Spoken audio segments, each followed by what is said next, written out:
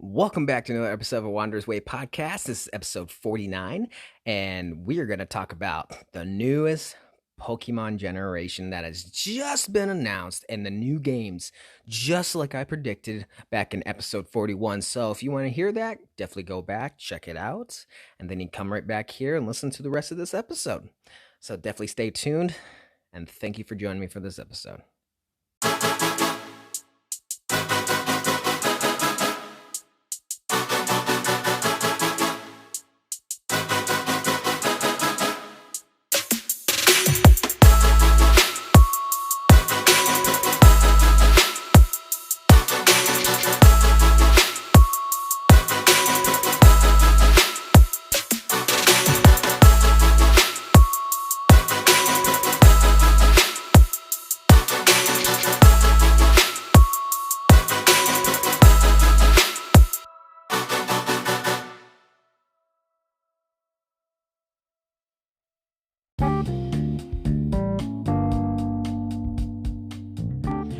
Alright, so it was just announced that Pokemon Scarlet and Pokemon Violet are coming out this year with the brand new Generation 9 of Pokemon. Now, we have already seen a lot of information just through that trailer, and they actually wrote in words that it is fully open world. So that is the best news about it, because a lot of us really enjoyed Sword and Shield, which is, by the way, also the second best-selling Pokemon game of all time now, and how it was almost fully open, but every town that you went to would have a loading screen and everything. This is supposed to be the opposite. So if you looked at Arceus, it's going to be those same kind of graphics, that same kind of style, but they said it's fully open, meaning you can go into the town and leave without a loading screen. So that is something I'm really looking forward to. But here's the thing, though. This is based on the Mediterranean, and a lot of people think it's Spain. I actually believe so as well, by the appearance of their clothing and the buildings and everything around. So it makes sense that it's based off of Spain. But we did get the 3 starters revealed and the names. And they are going to be butchered when I speak them, except for maybe one. I don't really have a high knowledge for Spanish culture. I have some, but pronunciations of their words are not the greatest for me. So, but here we go. So the grass Pokemon starter is Sprigatito. I think that's how you pronounce it. So it's a cat. So it's like Sun and Moon style there. That's all he reminds me of. Then we got the fire Pokemon, which is Fuecoco. I guess that's how you pronounce it. And he is a crocodile, but he kind of looks like a dumbass. I think it's like the worst design for a Pokemon I've seen yet, honestly, especially for a starter. It just looks like it just looks stupid. Just really stupid. So I'm hoping that the evolutions are going to be really good. But outside of that, you have, which is the one I'm going to pick because I thought it was the best design and I guess more comforting, I guess. But Quaxley, water type, a bird. Obviously, it's going to have flying and everything. So hopefully it has a good evolution. And if you guys haven't paid attention to this Twitter, people are creating the final evolutions of each of these starter Pokemon and adding them. And man, let me tell you, some of the designs are so perfect, you wonder if it was the Pokemon Company releasing them. Like, they are that good. I've seen some really bad ones too, for ideas. But I mean, I've seen some really good ideas from just fans. Oh man, so we're really hoping that these final designs are going to be similar, but we'll find out. With that, I also want to talk about the Pokemon fans here, as I was just speaking about their complaints about the game. Now, this is the part that is very, I don't know how to say it, very irritating, I guess, to me, and questionable about why they would be complaining about things. So, some people don't really like clothing options, but it's not game breaking. But a lot of these people are saying they're not going to play because of the clothing style. I'm like, are you serious?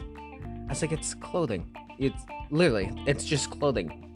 And besides, there's a customization suite anyways, as always, so you can change the clothing. But still, the clothing style is what's keeping you from actually playing and experiencing this game. Don't get me wrong, I understand if you don't like something, but it's not game breaking. If it was game breaking, I would understand. But this, you really have to be really uptight about your own culture and refuse diversity. That's all I can say about that. Like, if it's to the point where you hate styles of clothing from another culture and it keeps you from playing the game, you're just ridiculous. So just stop playing. Just stop talking, guys, because this is ridiculous. Like, I swear, the Pokemon fan base is literally the worst fan base out there. Just like Star Wars fan base. Just everyone complains about everything. Like, just stop. Enjoy things for once, But outside of that, I know there's a lot of people have a fear of the traditional catching style. I don't mind the traditional catching style, but with Arceus, I think that this really needs to be that style. But we haven't really seen anything, so we'll find out exactly how it goes. So far, the game actually looks like Arceus. Like, it has the same graphic style, just better. Speaking of the graphic style, so there's another complaint by fans. They don't like how the characters look. And they're like, well, we miss Sword and Shield now. I was like, funny. The same people that complained about the graphics of Sword and Shield are now complaining about these graphics and saying that Sword and Shield is better. Now, don't get me wrong. I love both styles. Sword and Shield was one of my favorite games through the Pokemon series. It was just different and vibrant and wonderful to me. And I love those graphics. They fit for, Pokemon. But the new graphics, they're way, way better. You can't even compare the two. Like, saying which one is better. Like, this new one is just, it blows it out of the water. Like, you look at how the Pokemon look, you can see definitive markings and everything on the Pokemon. Look at Magnemite versus Sword and Shield and this new game. You just see it in the trailer alone, how the graphics are. It's way better in this game. There's no comparison whatsoever. And this comes from someone who is a fan of Sword and Shield. Outside of that, other people are complaining that the game was rushed. But let me tell you, as I told you in episode 41, and this is before there's even a close to be an announcement, or even before Arceus came out. Come on. There's 2 Pokemon teams. Brilliant Diamond and Shining Pearl were outsourced. Pokemon 1 worked on Arceus, the spin-off series. And Team 2 worked on this game. And they've been working on these games for a couple years now. Come on. You guys are just really trying to make things where they're not. Like, let's just stop complaining and start focusing on what is good about these games. Another one is a lot of fans are kind of complaining about the Poke Centers outside of cities. Now, this can go either way. I know the traditional style was always in the cities, but if you remember from previous games, there are some that are out there in the middle of nowhere, which makes sense to me, honestly. And really, to be honest, Pokemon Centers should honestly be outside the city, because think of, you're blacking out, you're trying to get somewhere, well, there they are, before you even enter a city. And I think that is the best idea. My personal thoughts about it. So, yeah, there's that. The graphics. So when you look at the characters' faces, they kind of represents the graphics that everyone kind of asked about from new Pokemon Snap. I know a lot of people think that it looks too plasticky and stuff, which I don't care. Like, it looks good. That's what matters. Like, if you want some good graphics and,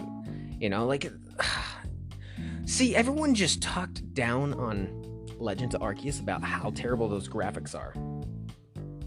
Now they're talking about the new game before it even just by a trailer that the graphics aren't what they want.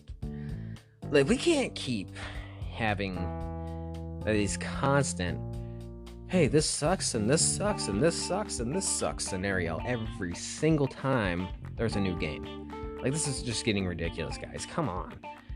Are you a fan or are you not? If you're not a fan, don't call yourself a Pokemon fan. If you are a fan, you need to be in the middle there. You know, be straightforward. I don't really care about this, but this does suck. But this is really good. You know, like, come on. There's a lot of times when I found something that I didn't like. Like, for example, Arceus. I think it's a good game. The graphics weren't the best, but they weren't game-breaking for me. But the game was still a little bit too easy. Like, I completed it in 22 hours. I actually completed that game quicker than I completed Sword and Shield. And for post-game, I really haven't played much. I can care less about the legendary Arceus Pokemon to catch. Like, that's where I'm at. Like, every time I jump on there, I'm just like, ugh, I'm bored. There is nothing about the game that actually kept me playing. And that doesn't make it a bad game. It just means it's just not for me. I do like the style of the game. I do like the catching mechanics. I do like the new battle mechanics. I love the ideas. And there's nothing wrong with the game itself. It's just, for me, it's a little different. I actually spent more time on Sword and Shield. And that's before the DLC. So I have over 250 hours on that game, so if that tells you anything. And it's actually, I think, I spent more hours on that Pokemon game than any others, other than Silver and Gold. But I just still didn't catch that much time on it anyways compared to this, so. But with that being said, I'm looking forward to Pokemon Scarlet and Violet coming out. I think it's going to be late November. It makes sense. Probably will be dead by then, waiting. I'll be pre-ordering it, just like I pre-ordered the other games here. But I would really like to know your guys' ideas and thoughts on the starter Pokemon. I'm going with Quaxly. There's no doubt about it.